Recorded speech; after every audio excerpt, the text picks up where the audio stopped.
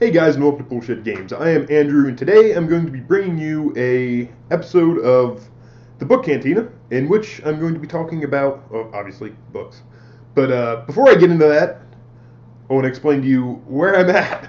Okay, so we've been having some technical difficulties with our recording equipment in the pool shed. I don't know if it's the cold, or I don't know if it's something with our camera. But whatever it is, we've been having some technical difficulties, so I just figured I would try this here, and if the videos are still messed up, even though it's obviously warm in the house right now, then maybe there's something up with my camera and I'll have to check it out.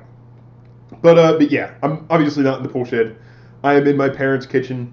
They went away this week, and I'm kind of watching the house for them. So right now it's just me here and my dog, and I figured, yeah, I might as well just do a video here. That way we can do more gaming tonight in the pool shed. But anyways, as I said, this is going to be a episode of the Book Cantina, in which I'm going to be talking about Edgar Allan Poe and some of his many narratives, short stories, poems, books, so forth. But before I get into Poe proper, I want to talk about my personal history with Edgar Allan Poe. Now, it's I don't know, Poe is one of those writers that really sticks with you. And the first time I read Poe, I was probably like 8 or 9 years old. I was pretty young, right?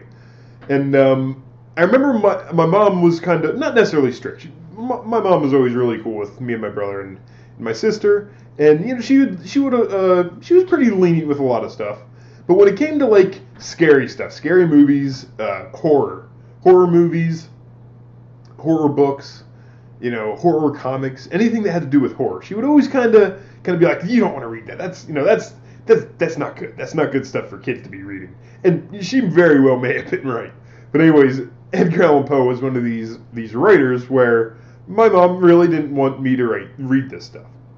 For one reason or another, maybe it's because it scared her, maybe it's because, she thought it was demonic or anything like that. I don't think it was that. But anyways, regardless, my mom didn't necessarily want me or my brother and my sister to be reading stuff like Poe. My brother and my sister were never really interested in that kind of stuff. Anyhow, I was always the one who was reading sci-fi and fantasy and horror whenever I could get my hands on it. And yeah, Poe was one of those writers where I wanted to get my hands on it, and I wanted to read some of his stuff because everybody knows about Poe.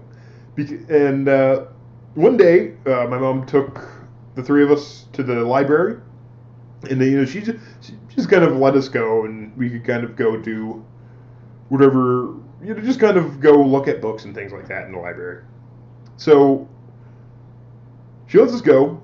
And I go and I'm looking at books and stuff like that, and I remember exactly this day. I picked out about 2 or 3 Star Wars books, and then I went to the horror section. I was like, oh, look, some Edgar Allan Poe.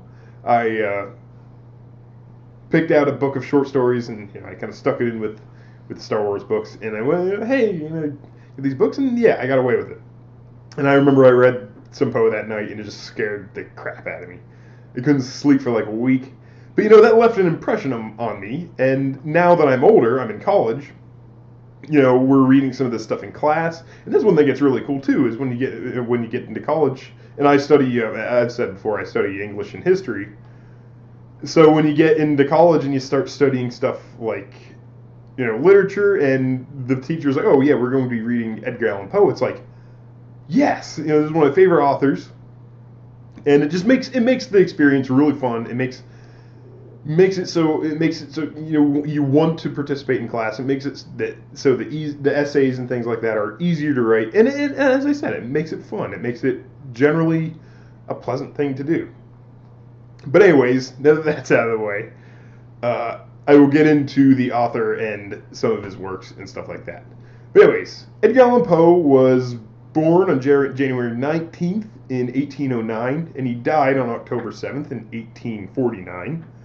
One interesting thing about his death is nobody knows exactly what happened. I mean, there are a lot of theories out there, but it's kind of a mystery. Nobody's really ascertained the true cause of his death, and it's kind of led to some kind of cool little traditions that people do and things like that. But One of the biggest theories on what actually happened is that Poe was kind of into alcohol, drank a lot, like a lot of writers out there. And yeah, the running theory is that one night he got really really drunk and ended up passing out and dying. It's just a theory. It was never proven. It's kind of likely, but I don't know. I like to think that maybe something more mysterious happened. But who nobody really knows what happened. At some point, they'll probably find some scientific way to actually prove what happened, but it hasn't happened yet. But anyways, that's his life and times. He grew up in the South, so a lot of his he grew up and lived in the South. So a lot of his stories have to do with uniquely Southern issues, things like slavery, things like just that whole thing, especially slavery and race. One thing I should note at that point is that there's nothing in Poe that is blatantly like, hey, this is about slavery, or hey, this is about racism. It's one of those things that's more latent. It's kind of in the background. If you read closely, you can kind of go, yeah, you know what? I think that has to do with race. But I don't really think, and I wouldn't argue that Poe wrote his works to make a point about race. I think he was trying to write stories, he was trying to write narratives, and he was trying to, for the most part, to sell his stories. And they did. People enjoyed his stories. People still enjoy his stories. And I think that was Poe's main goal. I don't really think you can look into a lot of stuff. Let me rephrase that. You can look deeply into a lot of his works, and you can pull out little things here and there, and you go, oh, well, he grew up in the South during time of slavery. You can say, well, does this have to do with race? And you can make that argument. There's a lot of stuff where you can go, this kind of has something to do with race, or this has something to do with slavery, but I don't think that it was necessarily his intention. It's one of those things with, and you get this with other authors, like J.R.R. Tolkien. A lot of people will say things like, oh, well, this story is all about World War I, or this story is all about World War II. And you can read into the stories, and you can go, yeah, I can see where you would get that. But I don't think Tolkien went, when he started writing his stories, and same with Poe, I don't think he went, I am going to write this story, and it is going to be about World War I. Just like I don't think Poe went and wrote his stories and was like, I'm going to write these stories, and it's all going to be about slavery, and the issues of slavery, and the issues of race in the South. I don't think that was his goal. You can make that argument, but I just don't see it that way. Yeah, there's a lot of stuff latent in the background. There's a lot of stuff going on because that's the society he lived in. So of course that's going to be present in some of his works, but I don't think he wrote about that. He wrote about supernatural things. He wrote about psychological things. He wrote about, just strange things going on. The human psyche, things like that, horror, stuff. But yeah, anyways, now that's out of the way. But that is an interesting argument to get into, and I'm not trying to start any issues. I'm just saying that is one of the things a lot of people talk about when it comes to Poe. But now I'll get into the stuff I want to talk about, which are the books, and the different books that I have of Poe. The first one I want to talk about is this one, the narrative of Arthur Gordon Pym. This is, I'm pretty sure, his one and only full novel. This is a pretty good sized book, for Poe. But it's his only full-size novel. He wrote a lot of short stories, a lot of poems, a lot of, I guess what we would consider novelettes. This is his only first full-length novel. It was first published in 1838. And this is this is one of the books I just read this semester for a class I have called Southern Gothic, which I think I already talked about that a little bit. But yeah, Southern Gothic, it's basically, writers like Poe, Faulkner, Flannery O'Connor, Tennessee Williams. Other writers like that have to do with the South. But this was one of the ones that we read. This is the first one we read. And this is a great book. This is basically a adventure story. I guess you could call it that. An adventure story where a lot of stuff goes extremely wrong.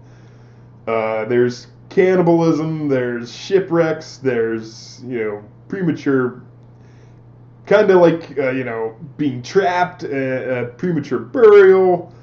All kinds of crazy stuff goes on in this strange, mind trip at the end that just leaves you wondering what the hell is going on. But it's a great book. I don't want to get into it too much. I don't want to give you any spoilers because I don't think many people have actually read this one. I will say it's kind of slow at some points. There's some points where he gets into like the technicalities of sailing, and I mean, if you're really into that type of thing, it's cool. I personally am kind of into that type of thing, so I thought it was really interesting, and it's not all accurate, but it is still cool. So I like that part even, but I don't think a lot of people would enjoy that section. But it's not like the entire book is that. But anyways, this is really good. I will say that if you have never read Poe before, this is probably not a very good spot to start. A good spot to start would be his short stories. This is kind of a complex story. It can be difficult to read at times. It's just not a good starting point. It's not a good starting point for his stories. You should read some of his short stories before you get into this one. But anyways, great little book. Second of all is this book I have, which is published by Borders Classics. It's kind of a nice, got a leather-bound look, little skull on the front. But yeah, it's a book. Pretty sure you can get this at any retailer. This book especially focuses on his horror short stories and poems. There are quite a few poems. His more popular stories like The Black Cat, Cask of Amontillado, Telltale Heart, Murders in the Rue Morgue, so forth and so on. The poems, you have ones like Annabelle Lee, Bells, The Raven, of course. Everybody knows The Raven. And many, many more. One of my favorite poems I'm not extremely into poetry. I like poetry, don't get me wrong. I study English, so it's one of those things where you kind of get used to studying. I like novels and short stories more. But one of my favorite poems is his, which is, A Dream Within a Dream, which is just a mind trip of a poem. It's really cool. But this is good if you're just starting out. If you've never read Poe before and you want to read Poe, this is a great spot to start. I think this is still on the market. I would assume it is. But if it's not, I'm sure there are other books like it. One thing that's really cool about this one is that there are illustrations throughout, which illustrations make, especially in horror, add so much to it, I think. And I'll show you a few other of the illustrations. There's another one. It's pretty cool. A few more here. Excuse me. Yeah, there's one. I think that's... this is from The Fall of the House of Usher. It's really cool. I'm not exactly sure who did the illustrations. Sorry, I got kind of crooked there. But they're really cool illustrations, and they're kind of creepy. Black and white illustrations are always... Oh, here's another one. That's from The Black Cat. But yeah, pretty cool illustrations. And as you can see, the format is pretty cool, too. I write in my books. Can't help it. When you're studying stories, you write and stuff. But hey, great little book. If you're just starting out on Poe, I suggest getting this one. And third, but definitely not least, book on Poe I have is Edgar Allan Poe, Complete Stories and Poems. Complete Tales and Poems. This has 73 short stories and 48 poems. This is pretty much a comprehensive look at all of his works. One thing that's nice with this one is you get a lot of his short stories that are not necessarily horror, which a lot of people haven't read, and they're also really good. I mean, a lot of people read his stuff only for horror, and a lot of his other stories are kind of like scientific in nature. Some of them could actually probably be described as science fiction to a certain extent. You get kind of hazy when it comes to science fiction in the 19th century. It's when it just started. It's before science fiction actually became a genre. So, I mean, obviously, later in the 1800s, you have like Jules Verne, H.G. Wells, people like that, who it's easier to say, yeah, this is science fiction. This is what science fiction came out of. However, in the early 19th century, you have writers like Mary Shelley, Frankenstein, Edgar Allan Poe, Nathaniel Hawthorne, who are writing stories that have elements that, looking back now from my perspective in the 21st century, going, hey, this really has a lot of elements of science fiction in it. This is interesting stuff. Can we just consider this science fiction, or no? Is it not? And that's an argument there. I really don't have an answer for that. But some of the stories you can go, this is kind of interesting, and it's interesting to look at through that spectrum and asking the question: is some of this science fiction, or is it not? But I don't know. As I said, this is a beast of a book. It's great if you're really into Poe. This is where it's at. If you're not very familiar with Poe, then I wouldn't suggest going out and getting this one, because you're probably gonna be confused by some of the stories. Let's put it that way. Not necessarily confused. A lot of them aren't necessarily horror. And when people think and hear Poe, the writer Poe, they go horror. And when you read one of the stories and it's not horror, it's kind of like, what is this? What's all this I've been hearing about Poe being a horror writer? But yeah, this is probably better for the beginner at Poe. Actually, this is good for anyone who likes Poe. But yeah, this is where it's at for, like, if you're a hardcore Poe fan, get this one. There are probably a lot of other publications that are similar to this one. But yeah. That's it. One more thing I should take the time to talk about is the huge, huge influence that Edgar Allan Poe has had on horror as a genre. Now, when you think of modern day writers like Dean Koontz, and he's not necessarily, he's pretty much, he's a horror writer. Stephen King, et cetera, Joe Hill.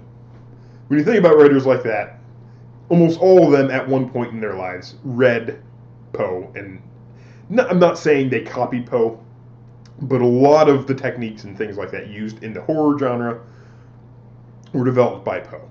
He's kind of the first. He's kind of the progenitor.